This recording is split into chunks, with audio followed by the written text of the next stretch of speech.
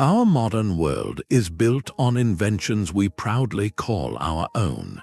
Yet a startling truth lies buried beneath the dust of history.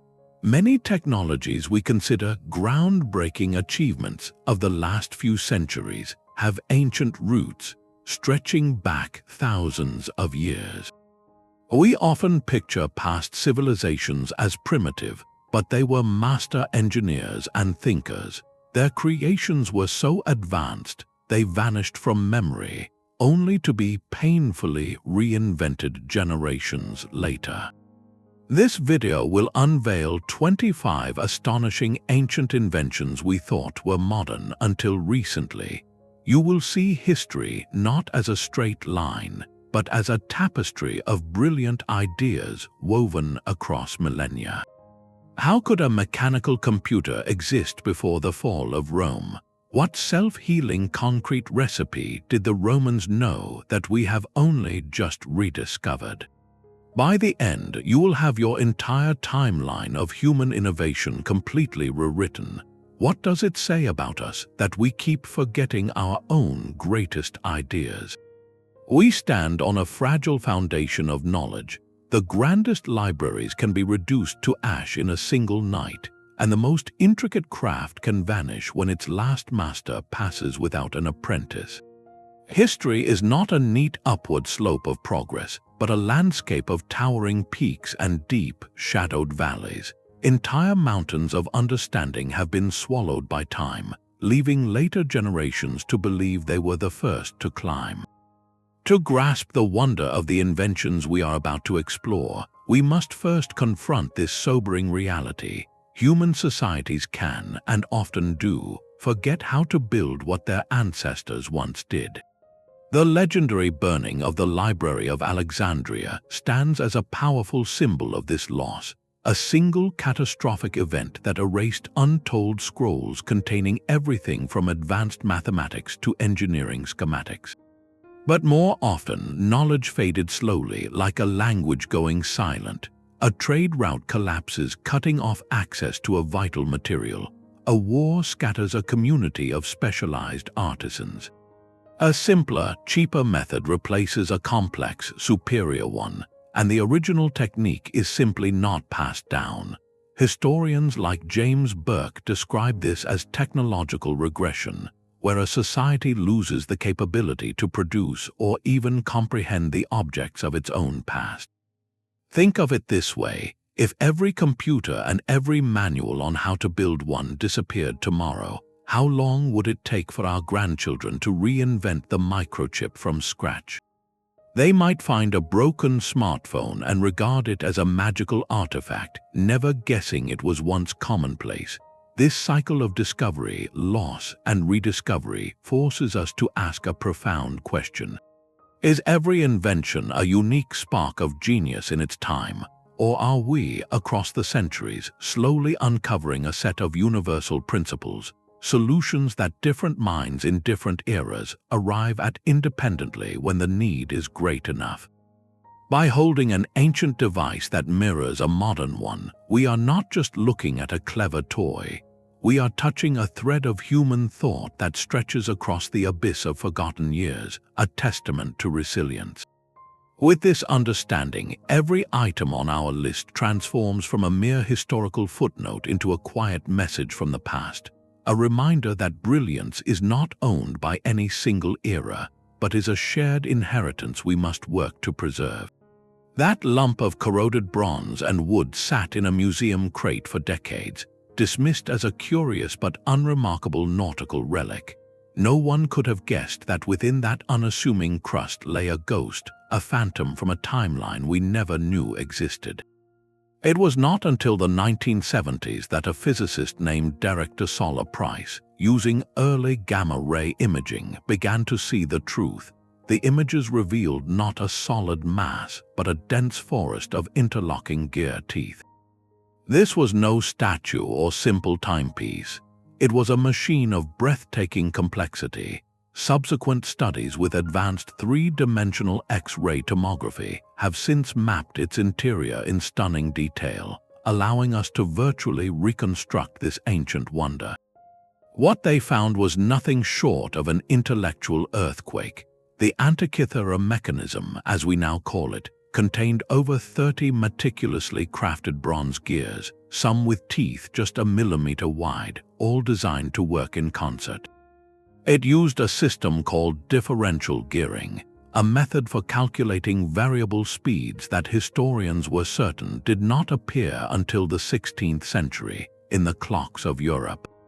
Here it was from the 1st or 2nd century before the Common Era, performing a function far more profound than telling the hour. This was a portable cosmos made of metal. By turning a hand crank on its side, an ancient scholar could make dials spin and pointers move across inscribed plates, predicting the positions of the sun and moon, the phases of the lunar cycle, and even the dates of upcoming solar and lunar eclipses. One dial tracked the 4-year cycle of the Panhellenic Games, including the Olympics, turning it into a calendar for both the heavens and sacred human tradition. The true shock lies in what this implies. A device this advanced does not appear in a vacuum. It represents the pinnacle of a craft, suggesting a lost tradition of Greek mechanical engineering, a school of thought that understood the universe as a system of interlocking, calculable parts. Its very existence whispers of other devices, perhaps grander models in libraries or temples, all lost to the relentless sieve of time. The Antikythera mechanism forces us to confront a humbling idea. The conceptual leap to a mechanical computer, a machine that models reality through geared mathematics, did not begin with Charles Babbage in the 1800s. It happened in the workshop of a genius whose name we do not know, over 2,000 years ago. It is a fragment of a world that could have been, a path of technological progress that was buried, leaving us to believe we were the first to walk it. The ghost of a machine is one thing, but what about a material that defies time itself? Look at the dome of the Pantheon in Rome, a perfect hemisphere of concrete cast in the 2nd century. It has not been rebuilt or restored in its core structure. It simply stands, having weathered nearly 2,000 years of storms, temperature swings, and even earthquakes that would reduce a modern building to rubble. This is not a story of lucky survival, but of deliberate, forgotten genius. The Romans did not use our modern Portland cement. Their concrete, called opus cementitium, was a different beast entirely. Its legendary strength came from a specific and clever recipe. They mixed lime with a special volcanic ash found near the town of Pozzuoli, a material we now call pozzolana. But the real magic happened when this mixture met seawater. For decades, modern engineers looked at ancient Roman seawalls and harbor breakwaters, structures submerged in the corrosive Mediterranean for centuries, and saw a puzzle. They should have been crumbling masses of decay. Instead, they were often stronger than the day they were poured. The answer, uncovered by researchers like materials scientist Marie Jackson, is astonishing. When seawater seeps into tiny cracks in the Roman concrete, it triggers a long-term chemical reaction. The water interacts with the volcanic ash and lime, slowly forming rare, plate-like minerals that literally fill the cracks from the inside out. The concrete does not just resist damage, it actively heals itself. This process can continue for centuries, meaning the material grows more resilient with age, a concept that seems to defy everything we know about construction. Our modern concrete, by contrast, is inherently brittle. Water and salt infiltration cause the internal steel reinforcements to rust and expand, creating cracks that spread and ultimately spell the structure's end. We build with an expiration date in mind. The Romans built for eternity. This knowledge was not lost in a single fire, but faded gradually with the empire's decline. The intricate supply chains for the specific volcanic ash broke down.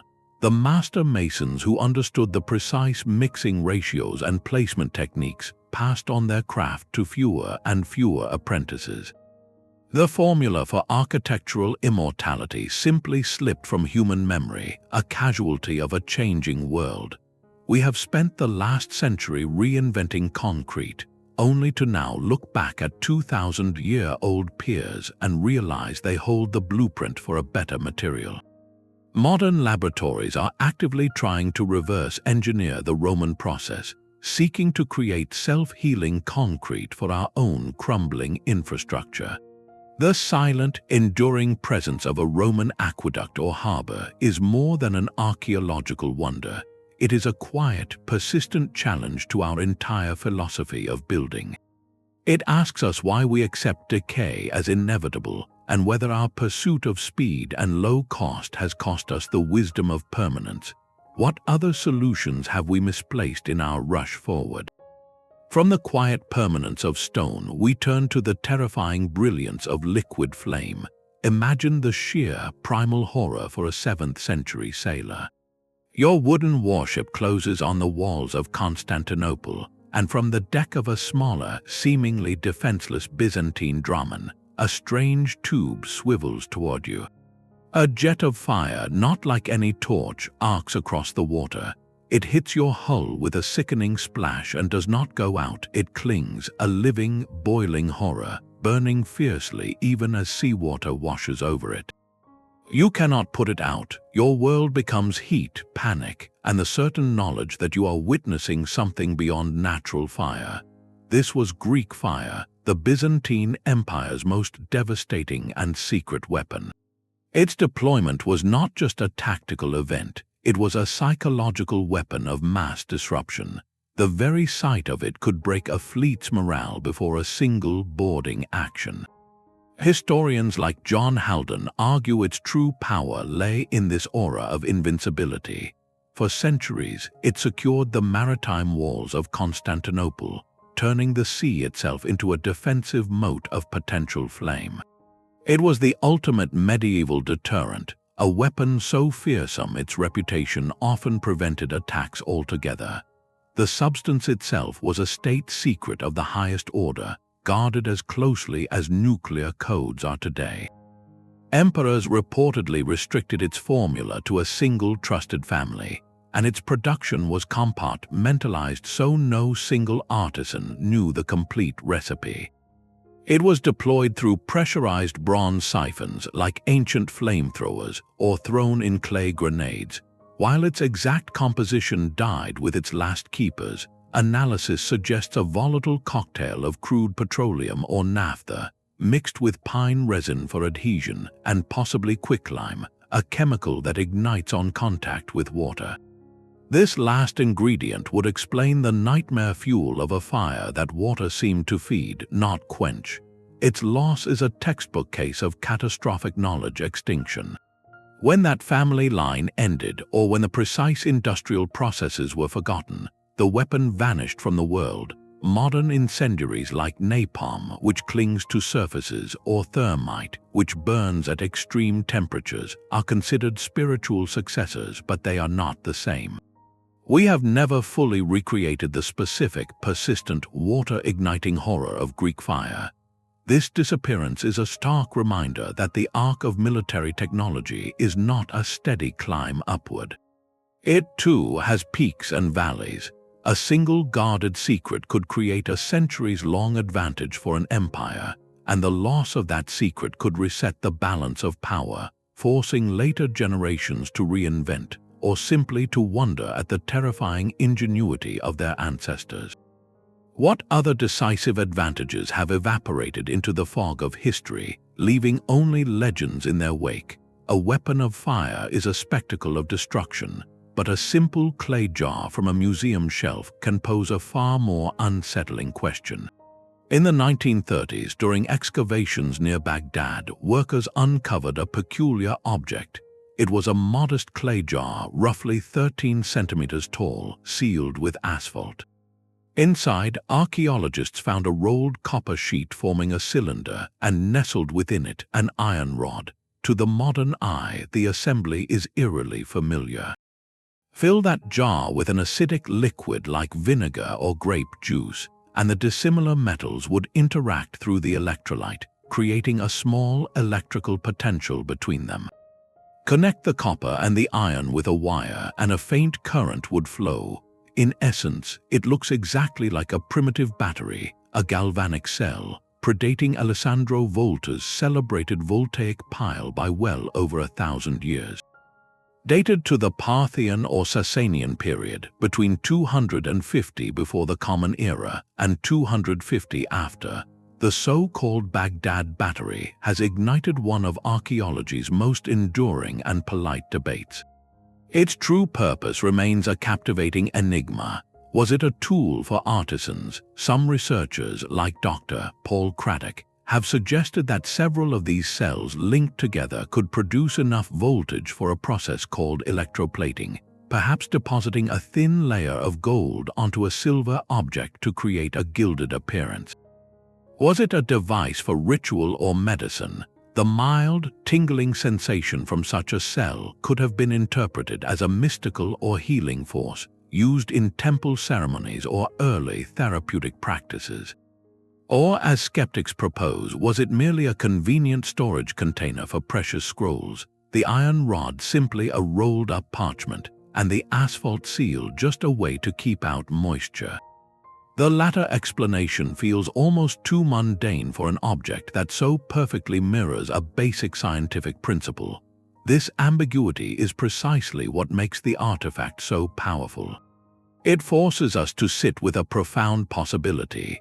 We have long told a story where the harnessing of electricity began with Franklin's kite and Volta's pile in the 18th century, a definitive line between a non-electrical past and our powered present. The Baghdad Battery, if that is what it was, blurs that line into oblivion. It suggests a different narrative, one where ancient observers were not just philosophers of nature but active experimenters, tinkerers who noticed and sought to utilize subtle physical phenomena. They may have stumbled upon electrochemical reactions without the theoretical framework we have today, applying the effect in practical, limited ways that never scaled into an industrial revolution. This represents a tantalizing what-if in history. What if that knowledge had been expanded upon, shared, and developed? What kind of world might have emerged? Instead, the knowledge, if it existed, faded away. The jars were buried, their purpose forgotten, and the path not taken lay dormant for centuries. The Baghdad Battery does not stand as proof of ancient power grids, but as a monument to fragmented insight. It is a humble jar that whispers to us from the past, reminding us that the spark of discovery can flash in any era, only to be swallowed by the long night of forgetting. It challenges our arrogance, suggesting that our ancestors' curiosity may have led them down roads we are only now, painstakingly, learning they might have walked. A small, polished oval of rock crystal rests in a museum case, its surface catching the light after nearly 3,000 years in the dark. Unearthed by the archaeologist Austin Henry Layard from the ruins of the Assyrian palace at Nimrud, this unassuming artifact is known simply as the Nimrud lens. To the casual eye, it might be a piece of ornate jewelry or a ritual object, but hold it at the right distance, and the world on the other side subtly shifts and enlarges. This piece, dating to the 8th century before the Common Era, is considered by many experts, like the optician Giovanni Pettinato, to be the world's oldest known manufactured lens. Its existence is a quiet revolution. It tells us that someone in the bustling workshops of Nineveh understood that shaping crystal could bend light to human will. The precision of its grinding suggests a craftsman who was not merely decorating but experimenting. What was its purpose? The possibilities are as intriguing as the object itself. Perhaps it was a burning glass, a tool to focus the fierce Mesopotamian sun into a pinpoint of heat to start a fire, a technology of immense practical value. It could have been a magnifier for master artisans, allowing them to execute the impossibly fine details found on Assyrian cylinder seals and ivory carvings, details too small for the unaided eye to reliably produce. Some have even speculated it could have been part of a simple optical device, though no such apparatus has been found. Its true use may be lost, but its implication is crystal clear. The foundational principle of optics, that a curved transparent medium can refract light to magnify or concentrate it, was not a discovery of the Renaissance. It was being explored hands-on in a world we still often call archaic. This knowledge, however, was fragile and specialized. With the violent collapse of the Assyrian Empire, the palace workshops were destroyed and the craftsmen scattered. The specific skill of grinding optical quality crystal likely faded away, a niche art that died with its practitioners. The profound consequence is that the entire timeline of optical science had to begin again, almost from scratch. The formal development of corrective eyeglasses would not emerge until late 13th century Italy, and the telescope would wait for the 17th century. Think of the centuries of delayed observation, the astronomical discoveries postponed, the manuscripts left unread by aging scholars, all because a simple yet profound technique was forgotten. The Nimrud lens is not a tool that changed its own era in a dramatic way. Instead, it is a signal flare from the past, evidence of a path of inquiry that was opened and then overgrown. It proves that the human desire to see further, to see clearer, to harness the very nature of light, is an ancient and persistent drive. It asks us to reconsider what other subtle manipulations of the physical world were mastered and then misplaced, waiting in the soil not as grand monuments but as small, polished puzzles. The polished crystal lens reveals a desire to see the unseen, but what about sensing the unfelt? In the year 132, within the imperial court of China's Han Dynasty, stood a vessel of breathtaking artistry and profound purpose. Cast in bronze, it was adorned with 8 dragon heads, each holding a bronze ball, poised above the mouths of 8 corresponding bronze toads. This was no mere ceremonial ornament. It was the world's first seismoscope, the ingenious creation of the court astronomer and engineer Zhang Heng. Its operation was a blend of theater and sheer genius. When the earth trembled far away, a delicate internal pendulum suspended within the jar would swing. It would strike a lever mechanism connected to one of the dragon heads, causing that dragon to release its ball. The ball would clatter into the waiting mouth of the toad below with a resonant clang, providing both a sonic and visual alarm. Most remarkably, the specific dragon that released its ball indicated the cardinal direction from which the seismic waves had originated. Historical records recount an occasion when a dragon facing west dropped its ball, though no tremor was felt in the capital. Days later, a messenger arrived from a western province hundreds of miles away, reporting a devastating earthquake.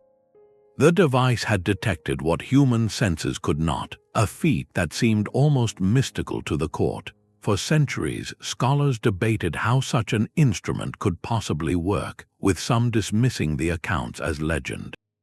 Yet modern reconstructions, including those by researchers at institutions like the Chinese Academy of Sciences, have demonstrated its startling plausibility.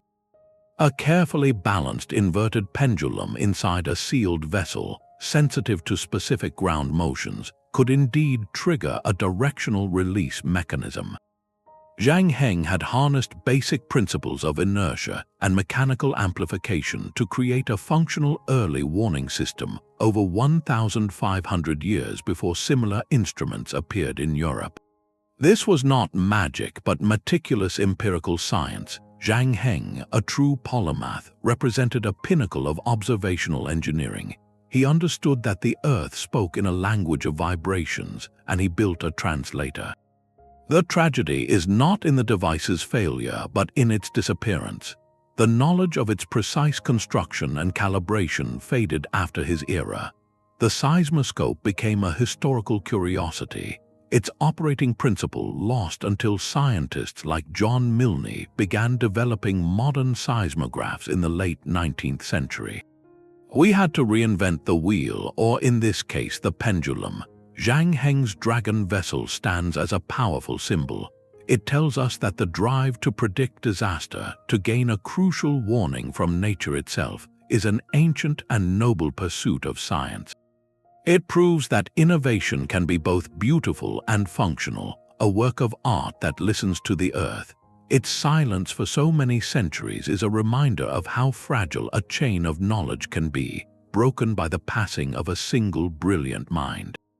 What other early warning systems, born from acute observation, have we forgotten and left buried in the pages of history? Grey clouds swallowed the sky, and the sea merged with the horizon into a featureless void.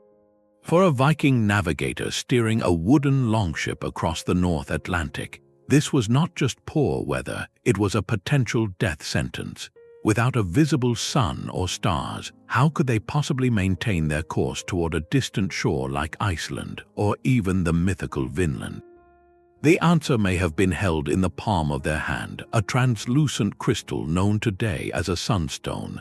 This was no magical talisman, but a precision instrument forged by nature itself. The sagas speak vaguely of a solarstein, a sunstone used to locate the sun on overcast days. For centuries, historians dismissed this as poetic metaphor until archaeology provided a stunning clue. A piece of Iceland spar, a remarkably clear calcite crystal, was found aboard a 16th-century English shipwreck off Alderney, suggesting the knowledge persisted long after the Viking Age. Then science unlocked its secret. Researchers like optical physicist Guy Roppars put the crystal to the test. Calcite possesses a property called double refraction. When you look through it, you see two overlapping images. By rotating the crystal and looking for the point where these two images match in brightness, you can pinpoint the direction of the sun's polarized light, which forms a ring in the sky invisible to our naked eyes. This works even through thick cloud or during the twilight glow after sunset. A skilled navigator could hold the stone to the sky, turn it slowly, and read the hidden signature of the sun with startling accuracy, likely within a few degrees. This simple act transformed a piece of rock into a celestial compass. It explains the seemingly impossible voyages, the daring crossings to Greenland and Newfoundland accomplished centuries before the magnetic compass became commonplace in Europe. The sunstone represents a different kind of genius, one born of acute observation and deep familiarity with the materials of the earth. It was a technology of light, not metal, passed down through generations of sailors as an oral tradition, a hands-on skill as vital as knowing how to read the wind. Its disappearance from common use is a classic tale of technological displacement. When the magnetic compass arrived from the east, it was simpler, worked at night, and did not require the nuanced skill of reading polarized light. The specialized knowledge of the sunstone, confined to a guild of master navigators, faded into legend, becoming a curious footnote in the sagas. Its modern validation is a profound reminder. It shows that innovation is not always about building something new, but about learning to see the world with different eyes, to extract vital information from the very fabric of nature. The Vikings did not just brave the unknown sea, they learned to decipher its hidden language using a crystal key we are only now learning they truly possessed. The silent language of a crystal gave navigators direction, but what of a language pressed into clay, meant to speak across centuries? In the sun-baked ruins of the Minoan palace at Phaistos, an Italian archaeologist named Luigi Pernia made a find in 1908 that defies all categorization. It was not gold, nor a weapon, nor a statue. It was a simple disc of fired clay about the size of a small plate, yet its surface holds a mystery that has consumed scholars for over a century.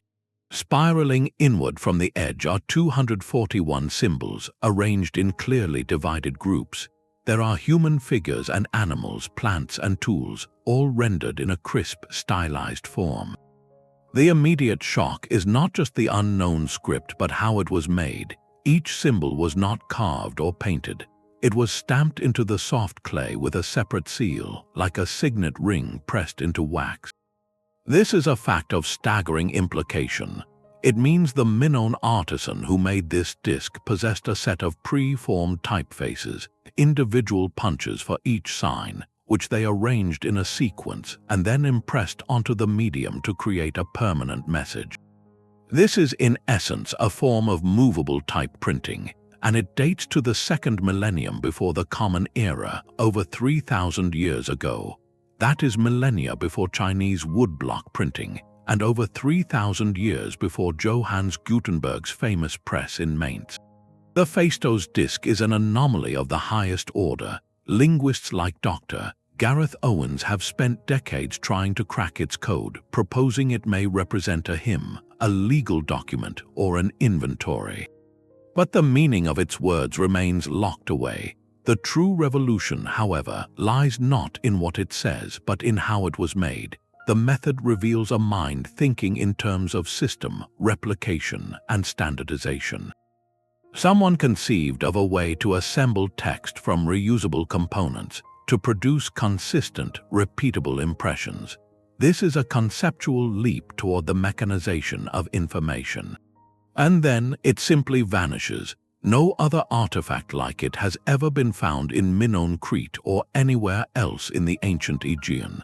It is a solitary spark in the archaeological record, a technology that appeared in a brilliant flash and then was seemingly abandoned. Why was the disk itself a unique experiment, a dead-end project by a single inventive artisan? Did the complex administrative needs that might have required such a system collapse with the Minoan palaces themselves? The silence is profound. This isolation is what makes the disk so haunting. It challenges the very core of our historical narratives about innovation. We often chart progress as a connected chain, one invention leading logically to the next.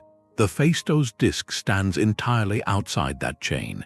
It is a fossil of a road not taken, a proof that the idea of printing, of capturing language in reproducible, standardized form, is an idea so fundamental that it can occur to human minds separated by continents and millennia.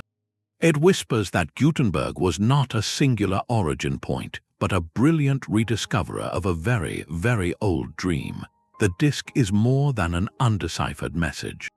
It is a testament to the fragility of a great idea when it is born into a world not ready to sustain it. What other methods of communication, other ways of preserving thought, have flickered into existence and then faded, leaving only a single, puzzling artifact as their sole witness? The silent message of the Phaistos disk speaks of ideas lost, but a towering monument in Delhi shouts a truth about materials mastered. The iron pillar stands over 7 meters tall, a single, seamless shaft of wrought iron forged in the 4th century. For over 1,600 years, it has endured the monsoon rains and the humid air of the Indian subcontinent, yet its surface bears no significant rust. It has not flaked away or crumbled. It simply stands, a dark, sleek testament to a forgotten science. Modern stainless steel, the alloy we rely on for corrosion resistance, was only perfected in the 20th century. This ancient column predates that achievement by a millennium and a half. How is such a thing possible? For decades, the pillar was considered a marvelous accident, a lucky combination of climate and material. Then, scientists like metallurgist R. Balasubramaniam took a closer look. Using advanced spectroscopic analysis, they discovered the pillar's secret was no accident at all. Its wrought iron contains an unusually high amount of phosphorus, a result of the unique iron ores and charcoal-based smelting processes used by ancient Indian metalworkers.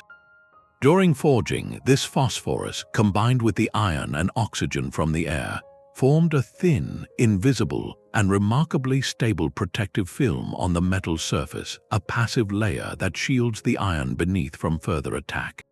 Even more impressive was the craftsmanship. The pillar was forged from a single, massive bloom of iron, worked with such skill that it has a remarkably uniform, slag-free microstructure. This prevented the tiny pockets of impurity that normally become starting points for corrosion. This was not a one-off wonder.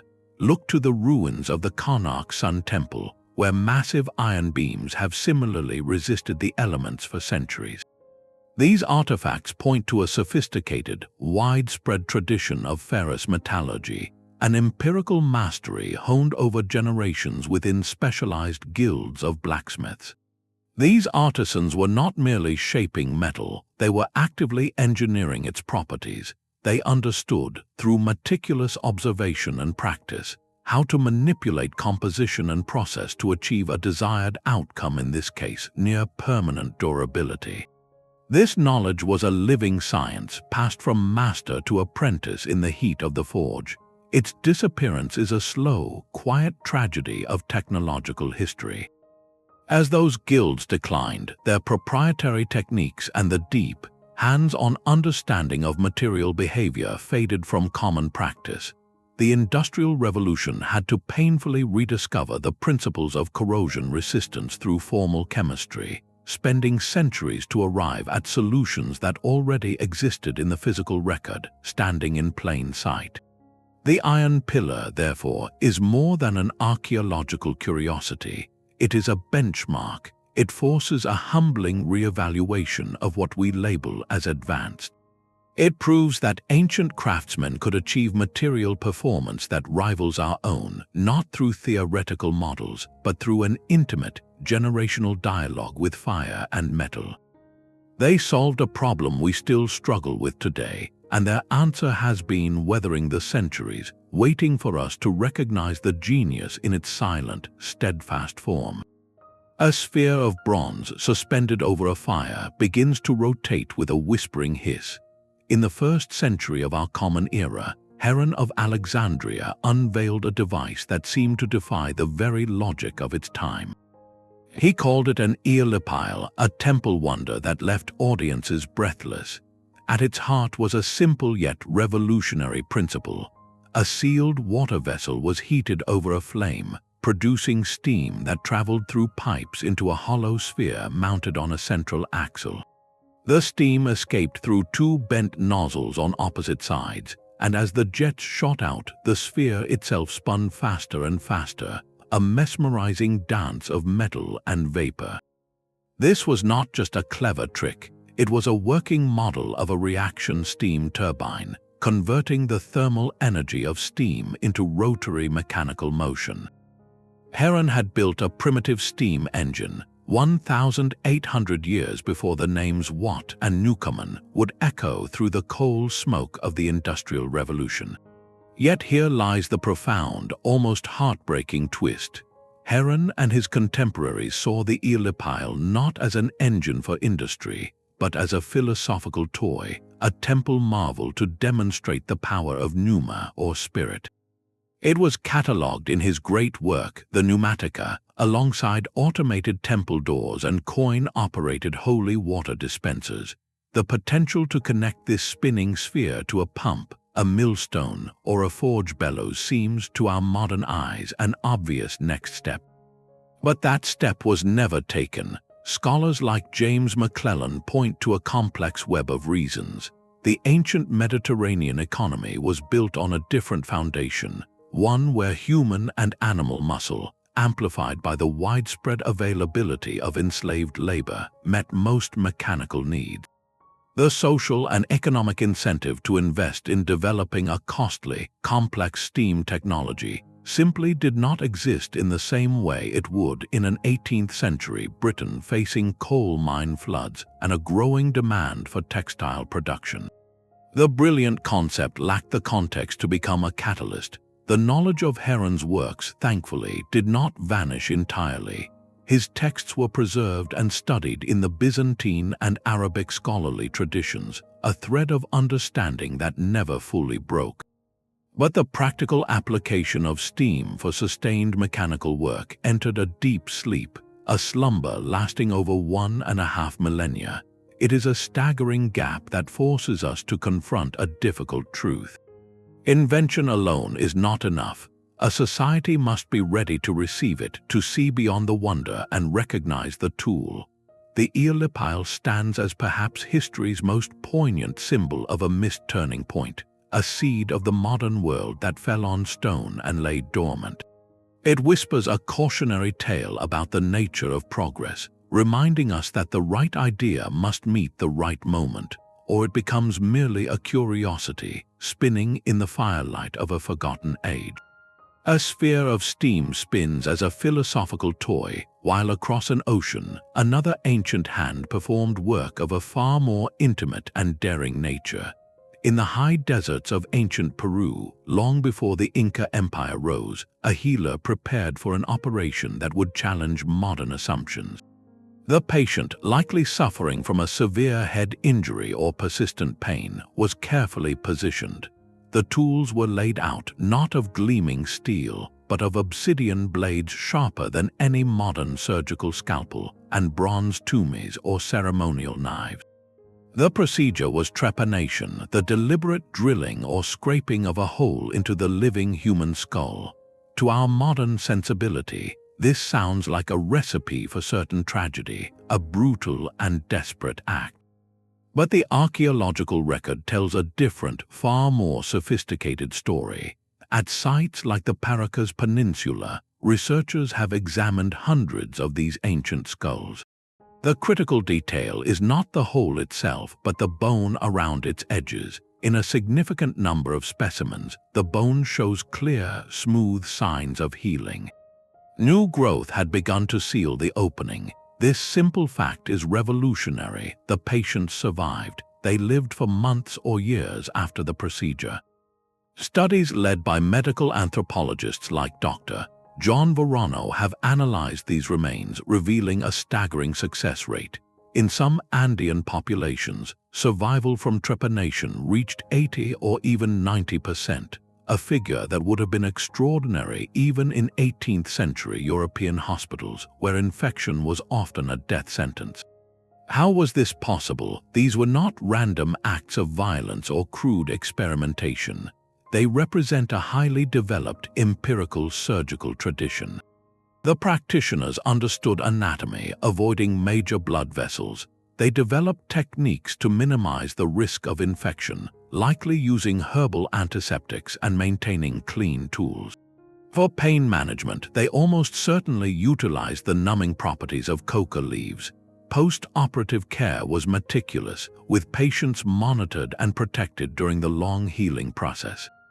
The reasons for the surgery were likely a blend of the physical and the spiritual, treating skull fractures from conflict, relieving pressure from swelling, or perhaps addressing ailments believed to be caused by malevolent forces. This was a holistic approach to medicine, one that acknowledged the mind and body as a connected system. The fragmentation of this knowledge is a direct consequence of later history. The Spanish conquest and subsequent colonialism disrupted these long-standing healing traditions, dismissing them as pagan superstition. The deep, hands-on understanding of cranial surgery, passed from master to apprentice over generations, was scattered and suppressed.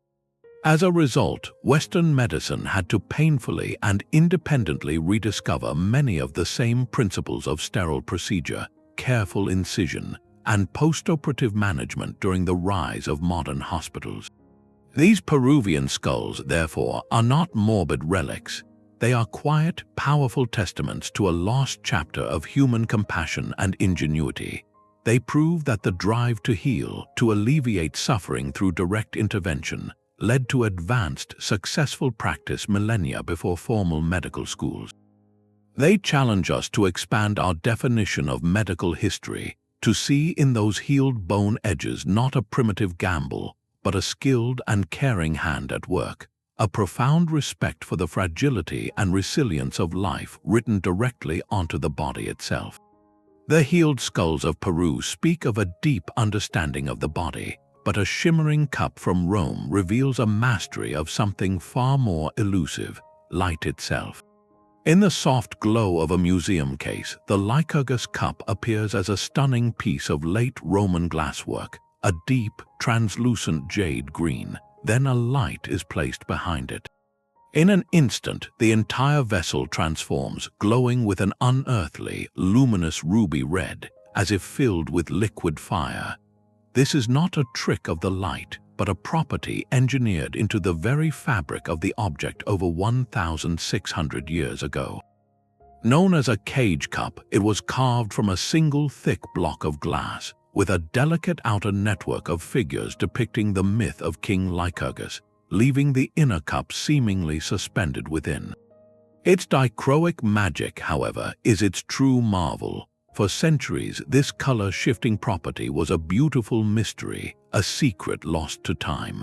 Modern science has now peered into its heart, and what it found rewrites our understanding of ancient material science. Using advanced electron microscopy, researchers like Ian Freestone discovered the cup's glass is impregnated with billions of microscopic particles of gold and silver, each measuring about 50 nanometers across, a size smaller than a wavelength of light. This was not a simple metallic glaze, but a colloidal suspension, a near-perfect dispersion of these precious metal nanoparticles throughout the entire glass matrix. The Romans, through what was likely generations of meticulous trial-and-error experimentation in their glass workshops, had stumbled upon a process of nanotechnology. They were manipulating matter at a scale invisible to them, achieving an effect whose scientific principles belong to the realm of quantum physics. The color change occurs because these tiny metal particles interact with light in a specific way. They scatter the green wavelengths when light reflects off the surface, giving the cup its jade hue. But when light passes through the glass, the particles absorb the blue and green wavelengths and allow the red to transmit, creating that stunning internal glow. This precise control over the optical properties of a material is a cornerstone of modern photonics, used in everything from medical sensors to stealth technology. The artisans who made the Lycurgus cup had no concept of nanoparticles or surface plasmon resonance. They simply knew that by adding carefully processed amounts of gold and silver dust to their molten glass under specific conditions, they could create this magical transformation. This empirical recipe, guarded within craft guilds, was a triumph of hands-on material engineering. Its loss is a direct echo of the empire's fragmentation. The complex, specialized knowledge required to produce such dichroic glass faded as the economic and social structures that supported these luxury workshops collapsed. The secret recipe vanished, and the cup stood for over a millennium as a solitary, inexplicable wonder, a ghost of a technology that should not have existed.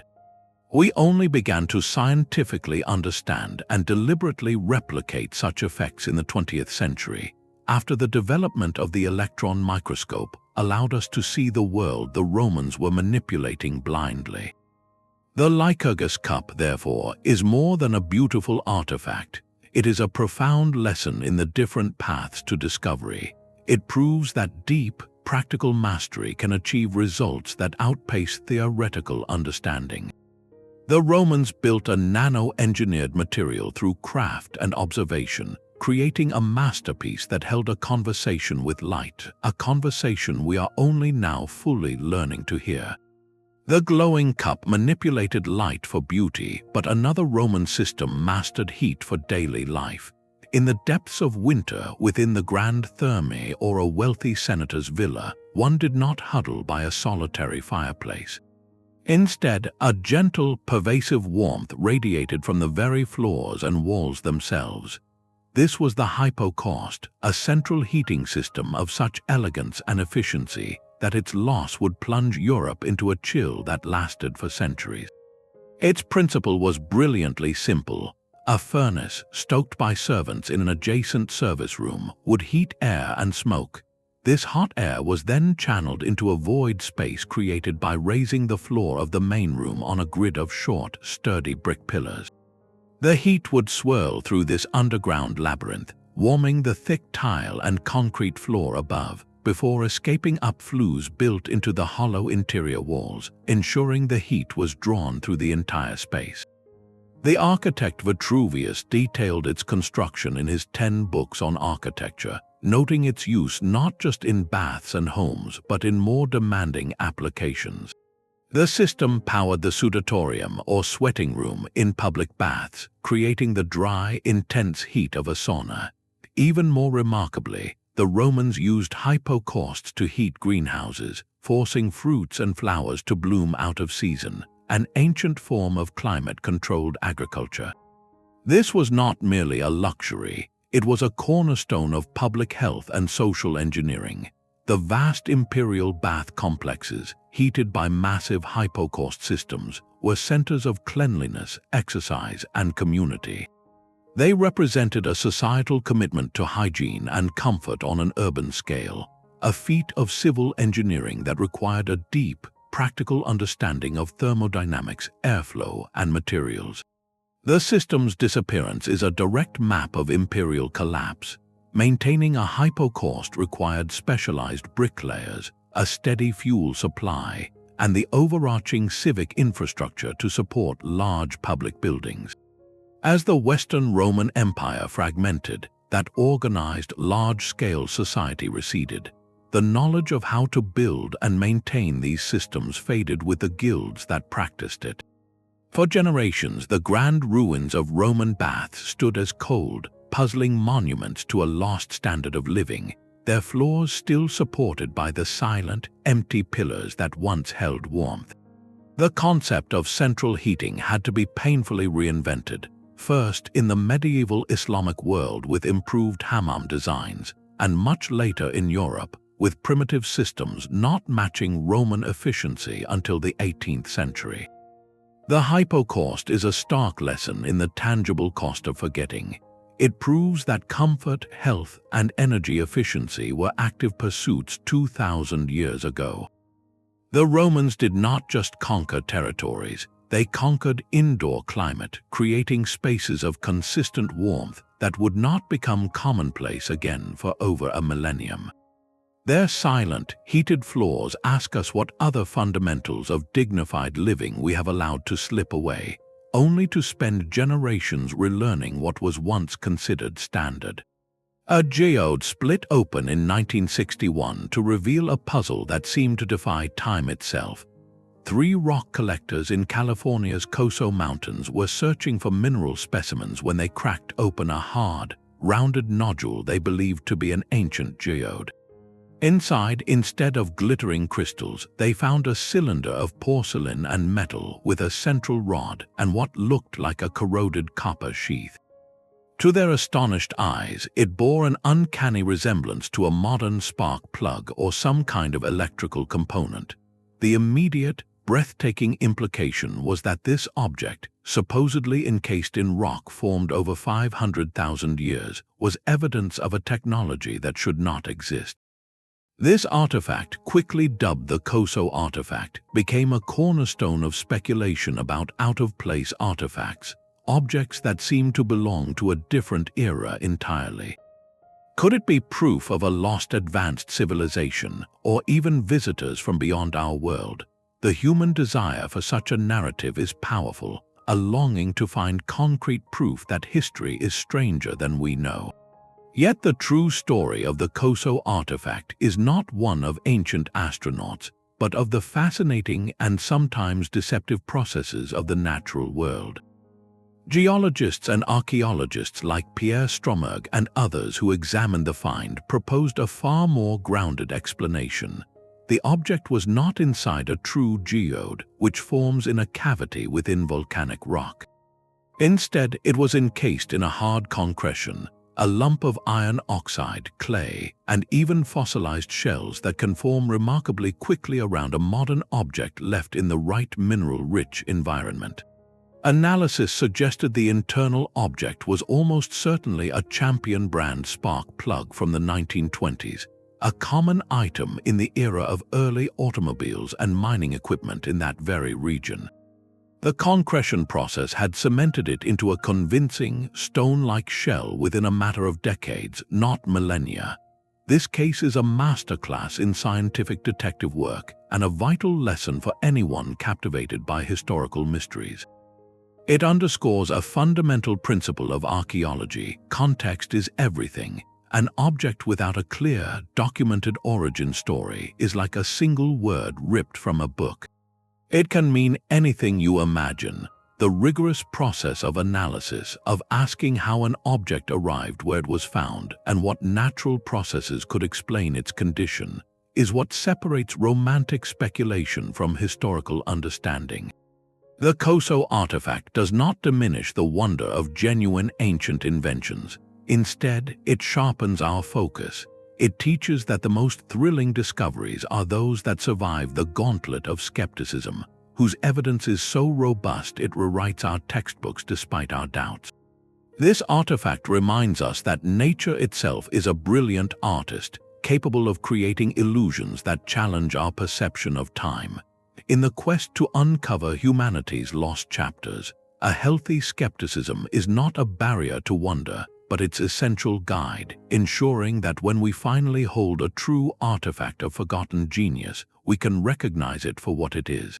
A chariot moves not by the pull of horses, but by the silent logic of gears. In the 3rd century, within the workshops of the Chinese kingdom of Wei, the brilliant engineer Ma Jun created a device that seemed to defy common sense. It was called the south-pointing chariot, an ornate carriage topped with a small wooden figure, its outstretched arm perpetually aimed toward the south. No matter how the chariot twisted and turned along a winding road, the figure rotated on its platform, compensating for every curve to hold its unwavering direction. This was no spiritual symbol. It was a mechanical analog computer, a clockwork mind solving a problem of navigation in real time. The genius lay in what it was not. It did not use a lodestone, the magnetic mineral that would later give rise to the compass. Instead, it used pure mechanics. Historical records, like those of the scholar Kui Bao, describe a system of differential gearing connecting the chariot's 2 wheels to the central figure. As the chariot turned, the wheels would rotate at different speeds. The gear train, through a brilliant arrangement, would calculate this difference and translate it into a corrective rotation for the figure, keeping it aligned to its original heading. This is the exact same principle at the heart of every modern automobile's differential, the component that allows drive wheels to spin at different speeds when a car turns a corner. Ma Jun had mechanized direction. The chariot's purpose was likely both ceremonial and practical. In imperial processions, it would have been a stunning display of technological mastery, a moving testament to the emperor's command over heaven and earth. On long military campaigns through featureless terrain, it could have provided a reliable, non-magnetic guide unaffected by deposits of iron ore. While no original chariot survives, numerous scholars and engineers from the 20th century onwards have built working reconstructions based on the ancient texts. These models prove conclusively that the described system is not only feasible but elegantly accurate, a testament to the precision of Ma Jun's design. This achievement represents a peak of abstract mechanical reasoning. It shows a mind that could envision motion not just as force, but as information to be processed, a set of variables to be balanced through interlocking teeth and axles. And then this peak was abandoned. The knowledge of how to build such intricate geared systems, like so many specialized crafts, faded in the dynastic cycles that followed. It was a type of understanding preserved in scrolls that might be lost, or in guild traditions that could die with a generation of artisans. The conceptual leap embodied by the south-pointing chariot would not be widely rediscovered and applied in the West until the geared clocks and machinery of the Renaissance over 1,000 years later. The chariot, therefore, is more than a curious antique. It is a monument to a path of technological thought that was opened, traveled, and then overgrown. It moves through history pointing silently south, a direction we have spent centuries relearning how to follow. That chariot's gears were a triumph of mechanical logic, but the true test of ancient craft came not in turning wheels but in holding an edge. A Damascus steel blade is a work of art written in metal. To hold one is to feel a paradox, a weapon of fearsome strength that seems to flow like liquid silk. Its surface dances with rippling patterns like water frozen in a storm. These were not mere decorations. They were the visible signature of a metallurgical secret so profound, it vanished from the world for centuries, leaving behind only legends of unbreakable, razor-sharp swords. The story begins not in Damascus, but in the crucibles of ancient India and Sri Lanka, where smelters produced ingots of an extraordinary high-carbon steel known as woots. These lumpy, unassuming cakes of metal were the raw material of kings. Traded along ancient routes, they reached the forges of the Middle East, where master smiths performed their alchemy. Through a painstaking, ritualistic process of repeated heating, careful hammering, and precise cooling, they transformed the ingot into a blade of myth. The patterns emerged from this dance of fire and force, a physical map of the steel's internal soul. For generations, European crusaders and knights encountered these weapons with a mix of terror and awe. Their own blades could shatter or bend in brutal combat, while a Damascus sword seemed to possess a life of its own, flexible enough to bend, yet hard enough to hold a devastating edge and remarkably resistant to snapping. They were the superweapons of their age. The secret died with the guilds that guarded it. By the 18th century, the specific techniques, the exact source ores, and the nuanced forging rhythms were forgotten. The knowledge became a ghost, leaving modern blacksmiths and scientists to stare at surviving examples and wonder how such perfection was possible. The answer finally began to emerge under the gaze of the electron microscope. Researchers like Dr. Oleg Sherby and others made a discovery that bridged the ancient and the ultra-modern. Within the steel, they found nanostructures, tiny threads of cementite, and astonishingly, carbon nanotubes. These are structures we associate with 21st century material science, yet here they were, woven into the fabric of a medieval sword. The ancient smiths, through their empirical mastery of temperature and deformation, were unconsciously engineering the steel at a molecular level. The rippling pattern on the surface was a macroscopic echo of this nanoscale architecture, which gave the blade its legendary combination of hardness and toughness. This is perhaps the purest example of a lost high art. Those smiths had no concept of nanotubes or nanostructures.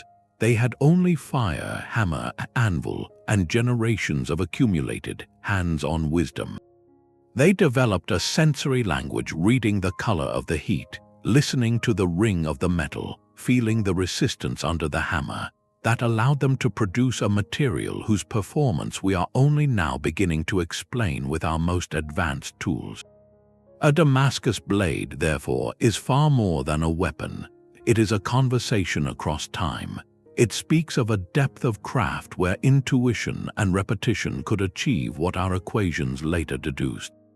It stands as a quiet, elegant rebuke to the idea that progress is a straight line, proving that the peak of an art form can be reached, celebrated, and then tragically lost, leaving its beautiful, patterned shadow for us to decipher. While the Damascus smith spoke a language of fire and force, another mind in Alexandria worked in the cool logic of levers and valves. Heron of Alexandria, the same genius who gave us the spinning Aeolipile, also engineered a solution to a very human problem: fair exchange. Within the sacred space of a temple, a worshipper approached a strange bronze device. They held a coin, an offering for the gods, and wished for a portion of holy water in return. They inserted the coin into a slot. With a satisfying clink, it fell onto a small, carefully balanced pan. The weight of the coin tilted the pan, which was connected to a lever. That lever, in turn, lifted a plug or valve inside the device. Immediately, a stream of water began to flow from a spout into the worshipper's waiting vessel. But it would not flow forever. The ingenious part was the exit mechanism. As the pan tilted further from the water's accumulating weight or a cleverly designed slope, the coin would eventually slide off. The pan, now suddenly lighter, would snap back to its original position. The lever fell, the valve slammed shut, and the flow of water stopped. A precise, measured amount had been delivered every time for the price of a single coin. This was not magic but applied physics. Heron had automated a transaction. He had built a vending machine. Think about the problems this solved in a bustling ancient temple. It prevented fraud or favoritism by attendants. It ensured a consistent offering for a consistent service, regulating the distribution of a sacred resource. It allowed a single device to serve many people without constant supervision, a marvel of efficiency. The mechanism itself is a lesson in elegant simplicity, using basic principles of leverage and hydraulics that any engineer today would recognize instantly. It reveals a mindset that saw the world as a series of solvable mechanical puzzles, where even an act of spiritual devotion could be made more orderly and equitable through clever design. Yet, like the Aeolipile, this brilliant device led nowhere. It was a technological island, a cul-de-sac of innovation. Why did this not spark a revolution in automated commerce? Why were there not coin-operated grain dispensers in the marketplace or automated ticket machines at the theater? The answer likely lies in the social and economic landscape. The ancient economy, with its reliance on human labor and direct barter, simply did not have the widespread need or the infrastructure to support such automation. The cost and complexity of building and maintaining many such machines for everyday goods might have outweighed the perceived benefit. The idea was born into a world not ready to adopt it on a grand scale. Heron's holy water dispenser, therefore, is more than a historical novelty. It is a charming and profound testament to a timeless human desire. The drive for convenience, for fair and measured exchange, and for using technology to remove human error from simple transactions is not a modern invention. It is an ancient impulse. Heron's machine proves that the mechanical brains to fulfill that impulse were dreamed up, built, and put to work over 2,000 years ago. It stands as a quiet, clever echo from the past, a prototype for a world of automated service that would take millennia to finally arrive. Deep within the temple of Hathor at Dendera, a stone wall holds a carving that has ignited one of the most persistent modern myths about ancient technology. The scene is intricate and strange. A large, bulbous shape reminiscent of a pear or a giant elongated onion stands upright. Inside it, a serpent extends along its length. This shape is supported by a pillar, and a figure holds it while another seems to connect a cable-like line.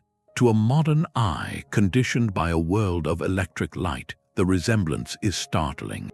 It looks for all the world like a colossal light bulb with the snake as its glowing filament, the pillar as its base, and the connecting line as its power cable.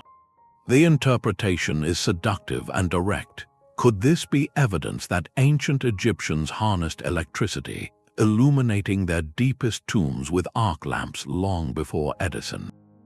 This literal reading forms the core of what some call paleo-contact or ancient astronaut theory, where ancient art is seen as a literal record of advanced, often extraterrestrial, technology. The human desire to see ourselves, our own achievements, reflected in the grandeur of the past is powerful. It speaks to a longing for a hidden, more wondrous history, one where our ancestors were not just builders of pyramids, but masters of forces we consider modern. Yet archaeology asks us to pause that longing and look deeper, to understand the image not through our lens, but through the eyes of those who carved it. Mainstream Egyptologists like Dr. Foy Scaff point to the rich symbolic language of Egyptian religion. The bulbous shape is not a glass enclosure, but a lotus flower, a profound symbol of creation and rebirth. In myth, the sun god was born from a primordial lotus that emerged from the waters of chaos at dawn. The serpent inside is not a filament, but a representation of the god Harsomptus, a manifestation of divine power and life force, often depicted as a snake emerging from the lotus. The supporting pillar is a jed pillar, a symbol of stability and the backbone of the god Osiris. The entire scene is a complex cosmological diagram, illustrating the moment of the sun's nightly rebirth in the underworld, a spiritual concept of illumination, not an electrical one. This contrast between interpretations is a masterclass in critical thinking. The Dendera relief is almost certainly not a technical schematic, but the fervent debate it inspires is incredibly valuable. It forces a crucial question. When we look at ancient art, are we seeing what was actually there, or are we projecting our own world onto the past? We are a technological species, so we instinctively look for technology. The Egyptians were a deeply spiritual and symbolic people, expressing their understanding of the cosmos through a consistent, layered visual language. To mistake their sacred iconography for an engineering manual is to miss its true meaning entirely. The lesson of Dendera is not about ancient light bulbs, but about the humility required to study history. It reminds us that context is the key that unlocks the past. The real illumination comes not from imagining anachronistic gadgets, but from patiently learning the lost vocabulary of symbols, allowing the ancient artists to speak to us in their own terms about their own world, which was wondrous enough without our projections. The serene, almost domestic order of a Roman surgical kit is profoundly unsettling. Lifted from the volcanic ash of Pompeii or the soil of Rimini, these bronze and iron instruments rest in museum cases not as crude relics, but as familiar colleagues to a modern surgeon's tray. Here are scalpels with replaceable steel blades, delicate hooks for retracting tissue, precise bone drills, and even vaginal speculums with adjustable screws. Their forms are so specific, so clearly born of repeated practice and refinement, that they silently dismantle the myth of ancient medicine as mere superstition. Each tool speaks to a procedure: the delicate cataract needle for couching a clouded lens, the sturdy bone lever for setting fractures, the sharp ligula for probing wounds. Their handles are shaped for balance and grip, an ergonomic understanding of the healer's hand that would not be consistently seen again until the 19th century. This was not a haphazard collection, but the standardized equipment of a professional. The Roman army, in particular, maintained a corps of medici who traveled with these kits, performing amputations, trepanations, and wound repairs on the frontiers of the empire. Their practice was guided by the compiled knowledge of figures like Galen, who synthesized Greek theory with practical, often brutal, battlefield experience, emphasizing the importance of cleaning wounds and using boiled instruments.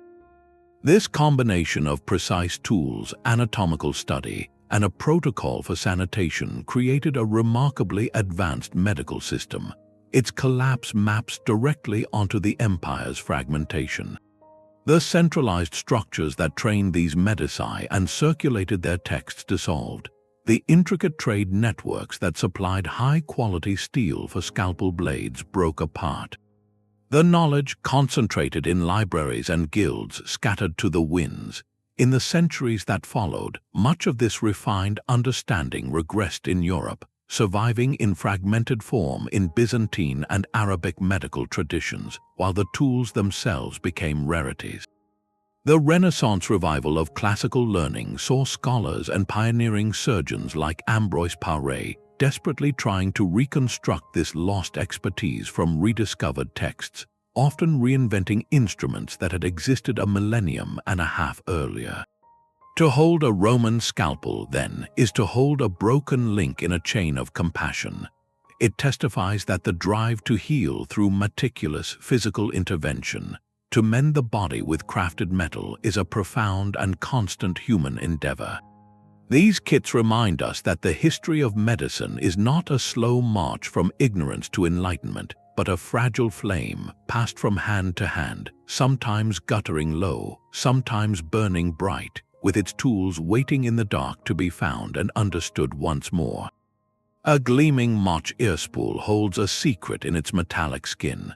Crafted in ancient Peru between 1 and 800 years of our common era, these objects of breathtaking beauty present a puzzle to modern science. They appear to be solid gold, but a closer look reveals the truth. A master artisan had taken a core of silver or copper and covered it with an impossibly thin, perfectly even layer of pure gold, a shimmering veneer bonded so seamlessly it seems to have grown there. This is not the thick, hammered gold leaf of other traditions which can crack and flake. This is something different, something eerily precise. For decades, archaeologists assumed it was a form of mechanical plating or a lost art of high-temperature bonding. But the uniformity of the gold layer, sometimes just microns thick and flawlessly adhered to complex curved surfaces, defied simple explanation. How could a culture without written records, using only pre-Columbian tools, achieve such a feat of surface engineering? Some researchers, like materials scientist Heather Lechman, have proposed a startling hypothesis. The Moch metalsmiths might have discovered a form of electrochemical replacement plating, a battery-less process that uses chemistry alone to make gold migrate onto another metal. The proposed method is elegantly simple in concept, yet requires profound empirical knowledge. Imagine taking a silver object and painting it with a paste made from ground minerals containing gold, mixed with the acidic juice of local plants like fermented corn or certain fruits. This acidic medium would act as an electrolyte. When heated, perhaps in a simple kiln, a chemical reaction could be triggered. The acid would slowly dissolve minute amounts of the silver from the surface. As the silver ions entered the solution, they would be replaced, atom by atom, by gold ions from the paste, depositing a microscopically thin but perfectly bonded layer of gold onto the object. This is not true electroplating as we know it, which uses an external current, but a clever harnessing of natural galvanic replacement. It is a quiet, controlled alchemy. The implications are profound. If this hypothesis is correct, the Moch were not merely skilled crafters, they were intuitive chemists. They learned to manipulate the surface properties of metals through a deep understanding of materials and reactive environments, achieving a goal of conservation and beauty. A single ounce of gold could gild many objects, allowing the splendor of the sun metal to be shared more widely among the elite, while the sturdy silver provided structural strength. This knowledge was not recorded in formulas, but in the hands and minds of master smiths, passed down through generations within sacred workshops. Its extinction was tragically complete. The Spanish conquest, driven by a hunger for solid gold, systematically dismantled these cultural traditions. The smiths were killed or enslaved, their workshops destroyed, and the intricate oral science of their metallurgy was erased. The secret of the golden skin died with them. Modern industrial plating, using cyanide baths and electrical currents, is a different beast entirely, born of a separate chemical revolution. That two such distant cultures would develop methods to achieve the same end, a perfect golden surface, speaks to a universal human drive. The Moch solution stands as a monument to a different kind of intelligence, one that listened closely to the reactions of the material world and conducted a silent symphony of atoms long before we had the words to describe it. Their artifacts are not just treasure, they are chemical poems, their verses written in a lost language of fire, acid, and metal. The golden skin of Moch metalwork speaks of a chemistry conducted in silence, but in the libraries of ancient Greece, another kind of calculation was taking shape, one that sought to capture the cosmos in bronze. Hipparchus, a name revered in astronomy, peered into the night from the island of Rhodes in the 2nd century before the Common Era. He mapped stars with unprecedented precision, discovered the precession of the equinoxes, and developed complex mathematical models to explain the moon's perplexing dance. Its speed was not constant, he realized. It moved faster at some points in its orbit and slower at others, a phenomenon called its anomalistic motion. For Hipparchus, this was not just a number on a papyrus scroll. According to scholars like Professor James Evans, it is highly probable that this theoretical genius took a revolutionary step. He is believed to have built a physical machine, a geared device of brass and wood, to model these very irregularities and predict the awe-inspiring events of solar and lunar eclipses. Think of the intellectual leap this represents. It is one thing to write an equation describing the moon's variable speed. It is another to translate that abstract relationship into interlocking teeth and rotating dials to make the heavens turn at the command of a hand crank. This hypothetical device, a direct precursor to the more elaborate Antikythera mechanism, would have been an analog computer in the truest sense. By turning a gear representing the moon's mean motion against another gear offset to simulate its speeding up and slowing down, the machine would have physically embodied Hipparchus's mathematical insight. The final output would be a pointer creeping toward a date on a calendar ring, silently announcing when the sun and moon would next meet in shadowed embrace. This was the pinnacle of the Hellenistic culture of mechanism, a world where the brightest minds saw no barrier between the purity of geometry and the grease of the workshop. The library and the forge were partners in a single quest to understand and replicate the order of the universe, and yet no such device has ever been found. If it existed, it is dust. Its loss is a different kind of vanishing act than the crumbling of a wall or the sinking of a ship. It represents the evaporation of cutting-edge technology itself, leaving behind not a shard of evidence, but only the profound influence it exerted on later thinkers. The very fact that the Antikythera mechanism was built a century later suggests it was not a miraculous one-off, but part of a tradition that may well have begun with a brilliant model in Hipparchus's study.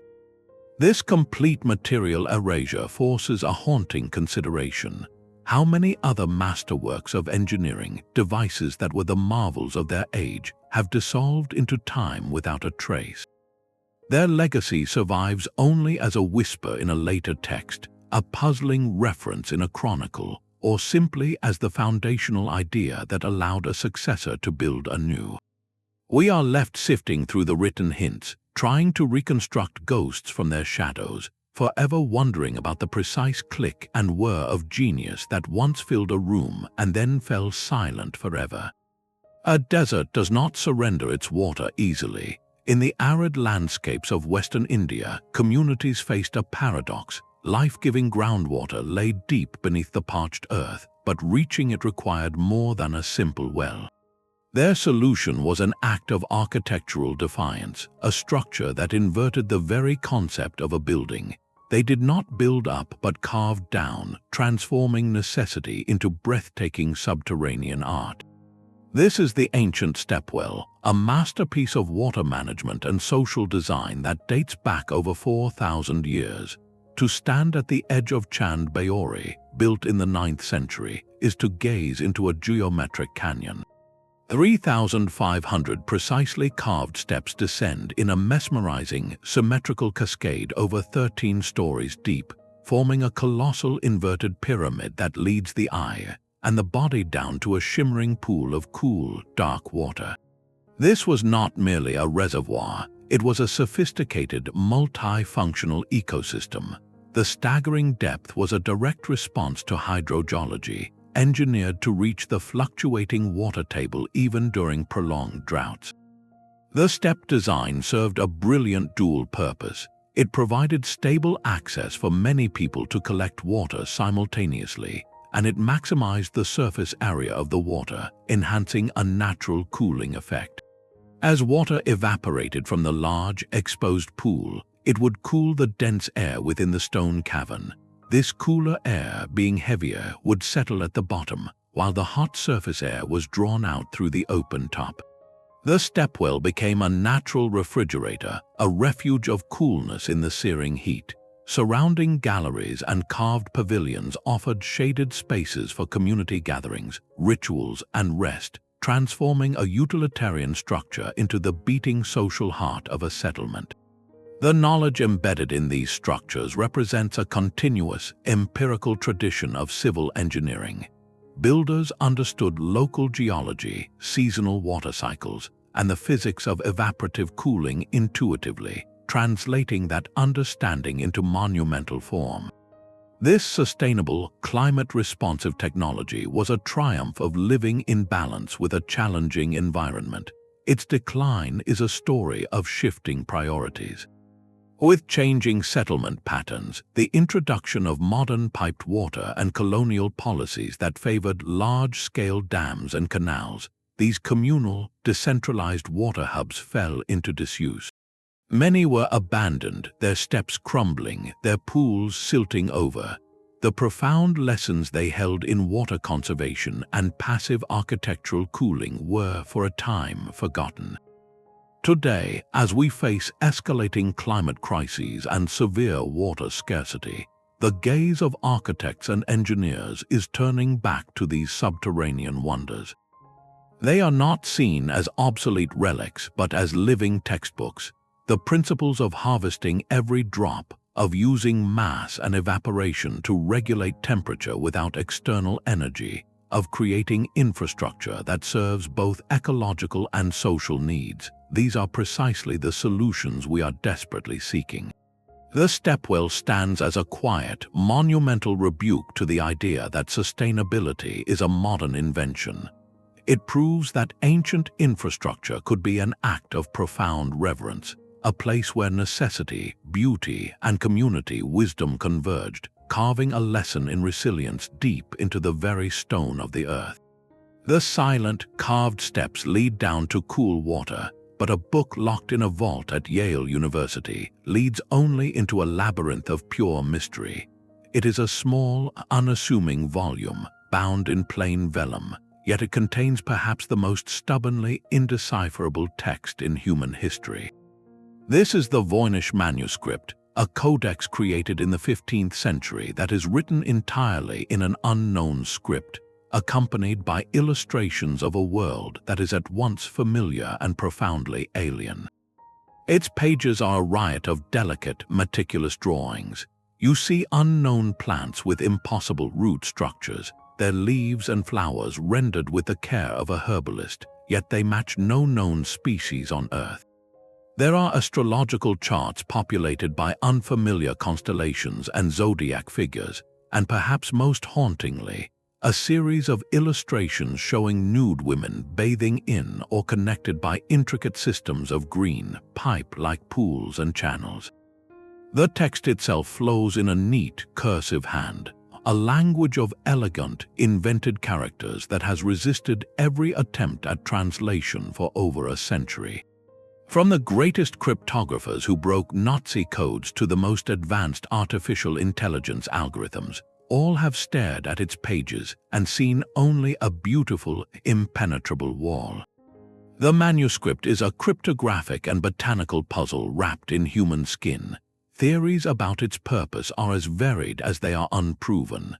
Could it be an elaborate Renaissance hoax, a meaningless cipher created to defraud a wealthy patron?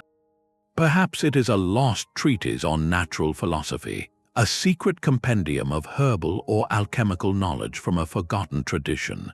Some researchers, noting the bathing scenes and the focus on female forms, have suggested it may be a unique, encoded text concerning women's health and well-being from an era when such knowledge was often guarded. What is undeniable is the internal consistency of the work.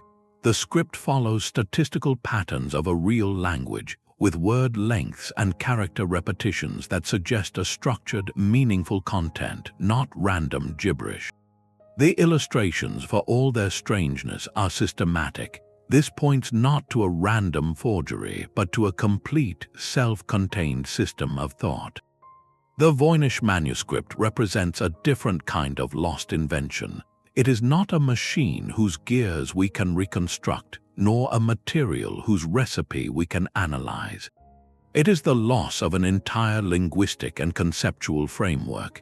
Here is a whole world of knowledge, a complete intellectual edifice that we can see with our eyes but cannot read with our minds.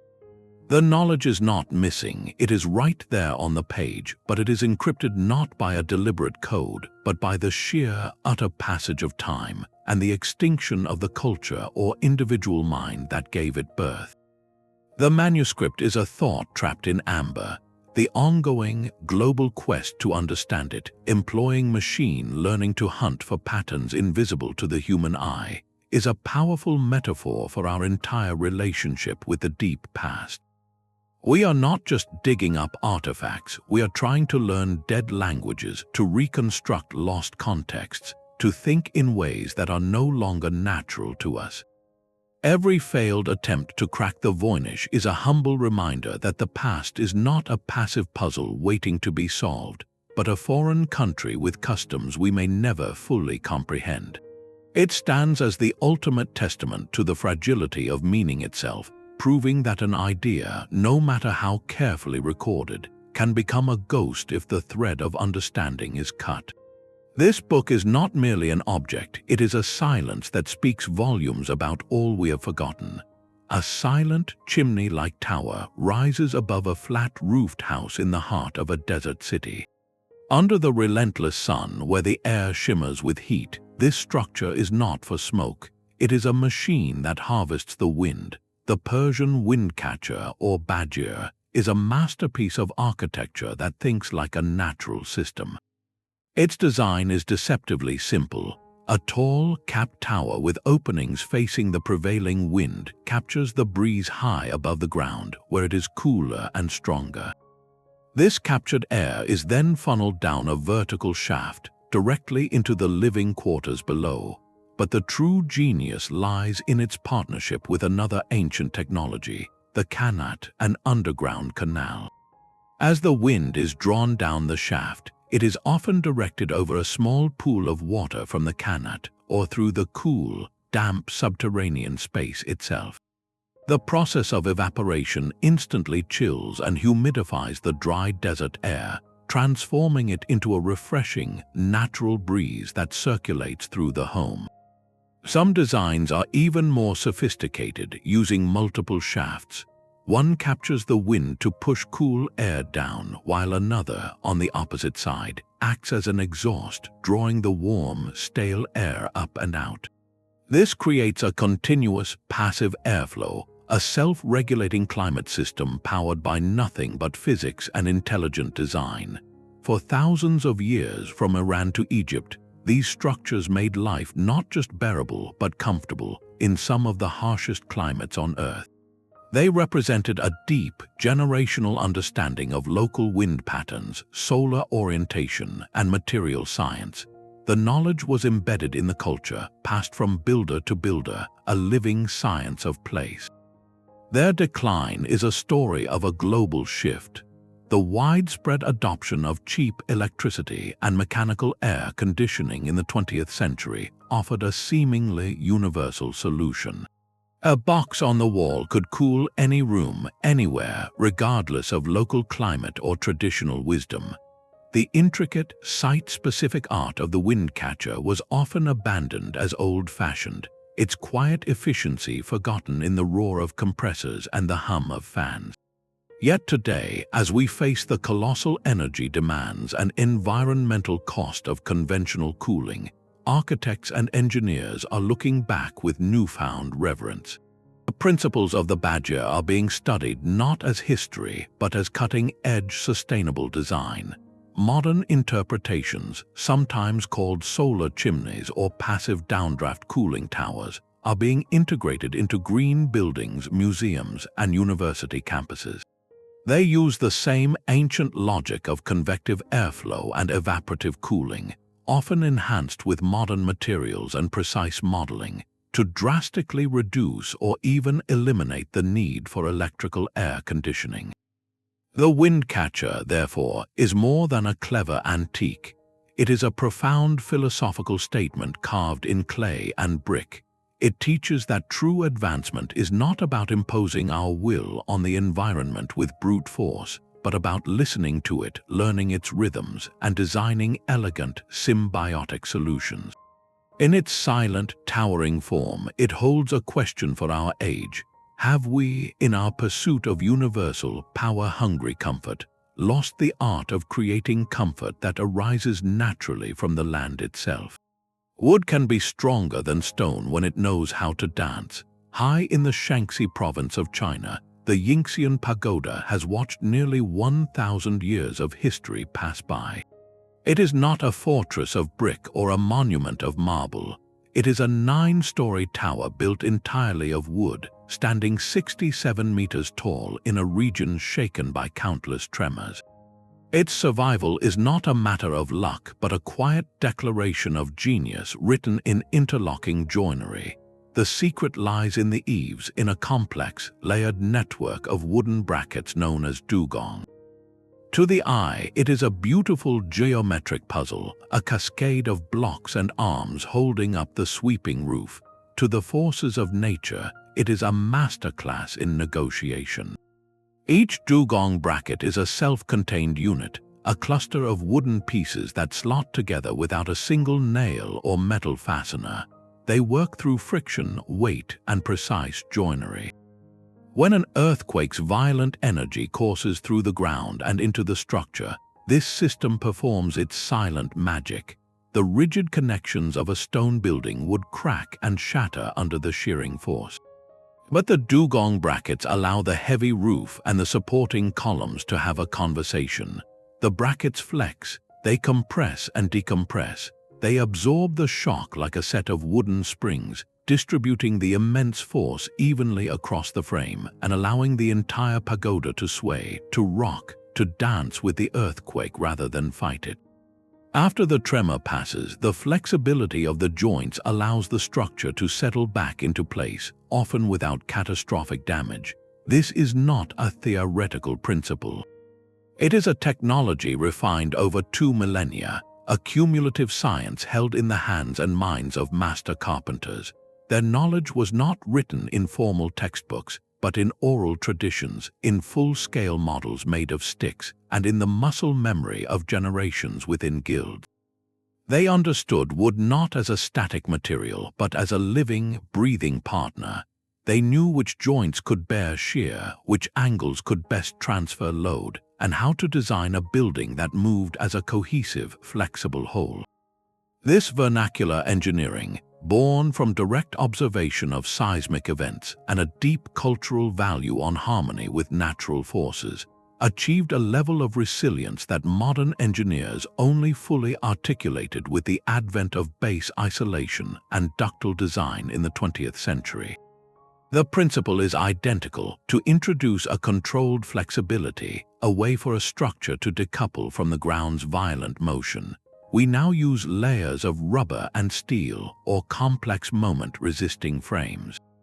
They used interlocking wood. The dugong system brings our journey to a fitting close. It returns us to the most fundamental human need: shelter that protects, that endures. In these silent wooden brackets, we see the culmination of an ancient wisdom that sought solutions not in dominating nature, but in understanding its rhythms and designing with graceful intelligence.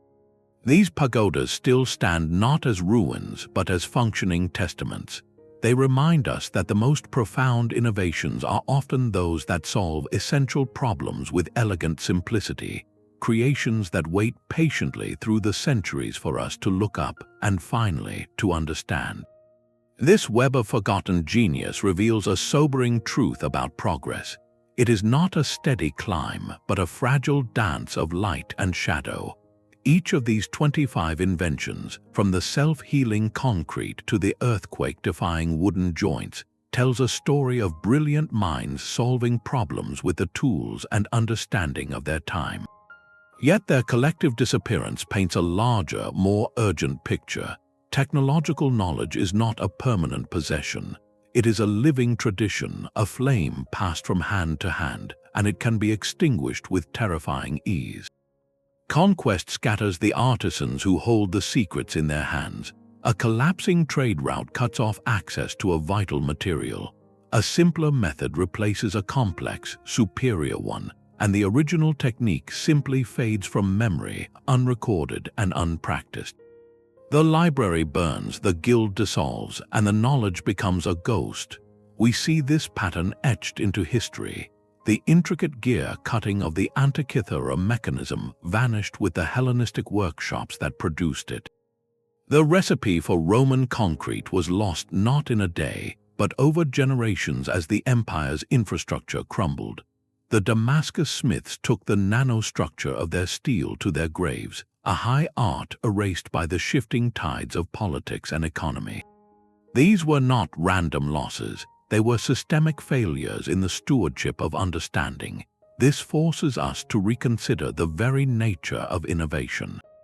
Our modern narrative often champions the lone genius, the singular spark that lights the way forward. But history suggests a different model.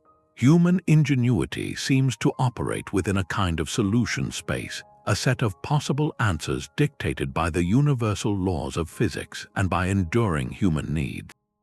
Different cultures in different eras arrive at strikingly similar answers: gears for calculation, lenses for magnification, systems for capturing wind and water, not because of contact, but because when intelligent minds confront a common problem under similar constraints, they often converge on a handful of elegant solutions.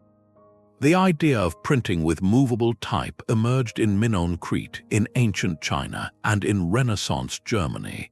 The principle of the steam turbine was demonstrated in Alexandria and then reinvented for an industrial age. This is not a story of theft, but of independent discovery, a testament to a shared human capacity to decode the world. Yet here lies the critical tension, the delicate interplay that determines whether an invention changes the world or gathers dust in a temple. An idea must meet a society ready to receive it. The Aeolipile was a brilliant prototype, but the ancient Mediterranean economy, built on a different foundation, had no compelling need to scale it into an engine. It remained a philosophical toy. In contrast, the magnetic compass, once it traveled from east to west, found a European society hungry for exploration and trade, a culture ready to build an age of discovery upon it. The idea's potential was the same, but the context determined its fate. This reflection turns our list from a cabinet of curiosities into a mirror. It asks us urgent questions about our own age. What brilliant solutions are we overlooking today because they do not fit the dominant economic model or the current technological paradigm? Are we, in our relentless pursuit of the new and the scalable, allowing quieter, more sustainable forms of knowledge, like the passive cooling of wind catchers or the water wisdom of stepwells, to fade away once more? And perhaps most hauntingly, what knowledge from our own digital era might be lost to future generations? Our libraries are now virtual, our crafts encoded in software that becomes obsolete, our expertise stored in formats that may one day be unreadable. The lesson of these 25 inventions is ultimately one of profound humility and profound responsibility. They teach us that progress is not guaranteed. It is a choice. It requires us to be not just inventors but careful curators, to value not only the flash of discovery but the patient, continuous work of preservation and transmission. To look at a 2,000-year-old concrete harbor still standing is to understand that the most profound legacy we can leave may not be the height of our ambition, but the enduring wisdom we choose to keep alive. Our journey through these forgotten marvels leaves us with a profound shift in perspective.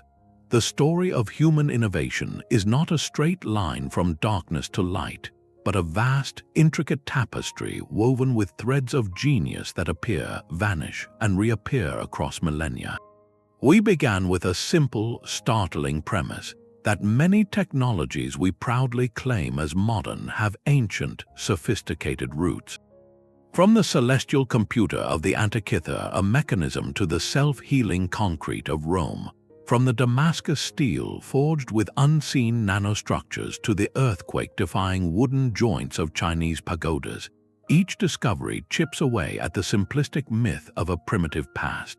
Our ancestors were not merely surviving, They were observing, experimenting, and engineering solutions of breathtaking elegance. They manipulated light with nanoparticles they could not see, built machines that modeled the cosmos, and created materials that outperformed our own for centuries. This is not a history of crude beginnings, but of peaks of understanding that were tragically lost to time, conquest, and the fragile nature of knowledge itself. These 25 inventions collectively deliver a powerful lesson in humility. They challenge the arrogance of the present, forcing us to ask what brilliant solutions from our own era might be forgotten by future generations. Our digital libraries, our complex software, our specialized sciences, are they any more permanent than the guarded scrolls of Alexandria or the oral traditions of a master smith's guild? The flame of knowledge, this history shows, must be actively and continuously tended. It requires not just inventors, but curators, translators, and storytellers who bridge the gaps between generations. Perhaps the most inspiring realization is that these rediscoveries are not endpoints, but invitations. They ask us to look at history not as a dead record of dates and wars, but as a living, ongoing conversation. We are speaking across the centuries with minds that grappled with the same fundamental human needs: to build shelter that endures, to heal the body, to navigate the unknown, to create beauty, and to understand the forces of nature. Their answers, crafted in bronze, stone, and wood, are messages in a bottle, waiting for us to find them and recognize the shared ingenuity they represent. Let this exploration be a starting point for your own curiosity. Look at the ancient world with new eyes, wondering not just what was built, but how and why the knowledge to build it sometimes slipped away. If this journey has reshaped your view of the past, we would love to hear which invention astonished you the most in the comments below. For more deep dives into the hidden corners of history, be sure to subscribe. And as you look to the future, remember this: the next great leap forward might not always be something entirely new. Sometimes it is something very, very old, patiently waiting in the dust for us to see it with fresh understanding and to learn its lessons once more.